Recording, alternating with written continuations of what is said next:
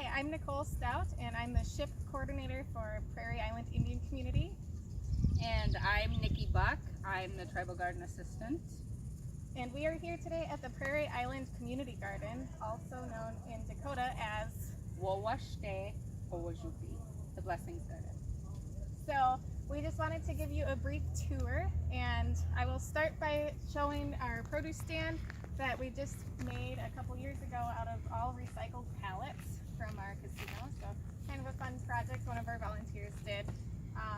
Any produce that we harvest out in our main garden area goes either in this produce stand, which is just free for any community member to take, or we also do some deliveries to our elders and different events that may be going on in the community. But we can just walk right through and I'll point out some of the different things.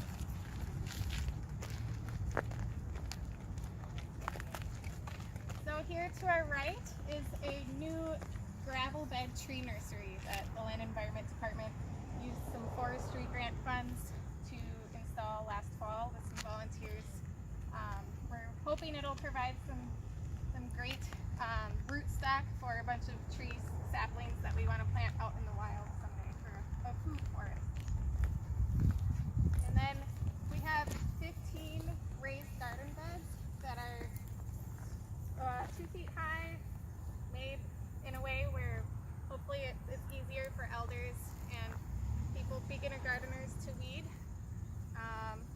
And this is really what started the community garden. We had these put here in 2016, and it's just been a great resource for any family. It's kind of reserved on a first come, first served basis. And this is the second year that all 15 raised beds were used. COVID really got people excited about gardening, so it's been fun to see all of the new beginner gardeners that we have here.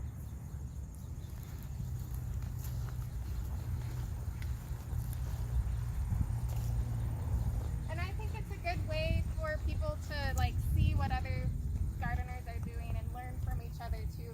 We also this year started a Facebook group, which is private to only the community gardeners, so they can ask questions, learn from a master gardener, and just get tips from each other.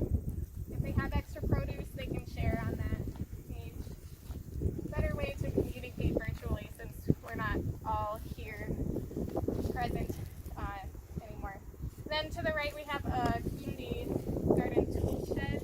It's got a pin code on it that only the gardeners know the code to, and it's equipped with all different garden tools for people to borrow if need be.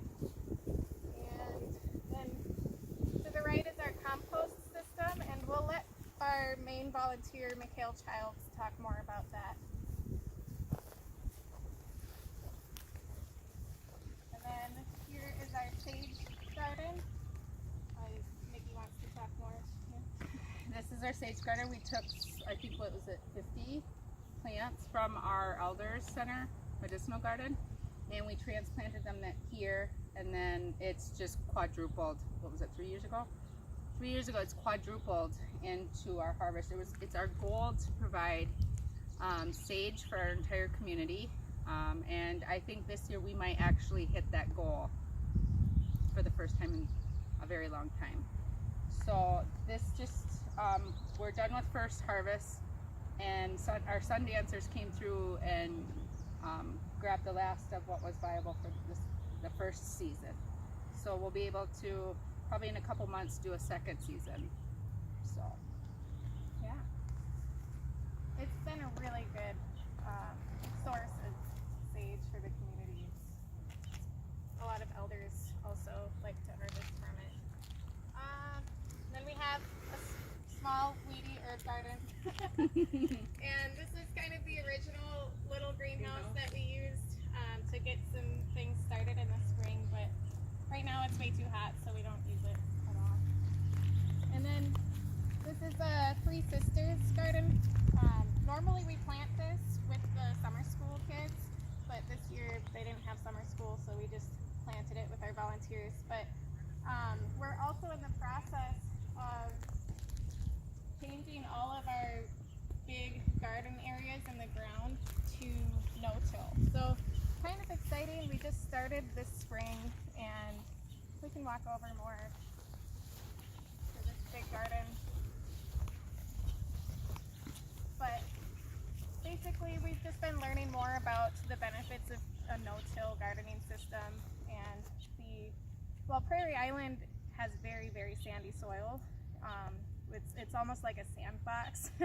And in the summer, like on a day like today, 80 degrees out, it scorches your hands if you're touching that soil. So, and it doesn't hold any moisture. There's just a lot of things that it was really difficult to grow any sort of produce other than watermelons in our garden. So we've been working on just building our soil a lot more this spring, and that's why we've only gotten half of it planted so far, because we just have kind of shifted focus this year. But basically, we had a local tree trimmer come and just dump off an unlimited amount of wood chips.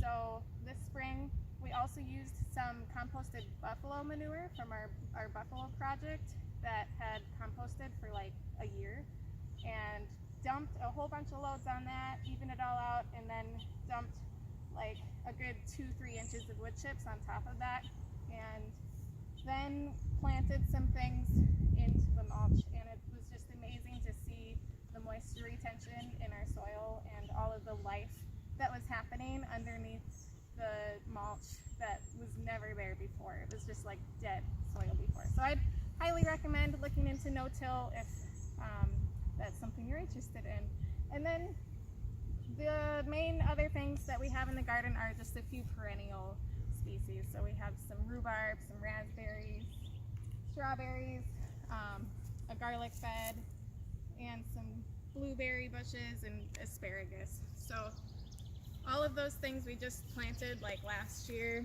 or the year before, so they're all still getting their foot on the ground, but just exciting to see that investment in the community for many years to come. So thank you.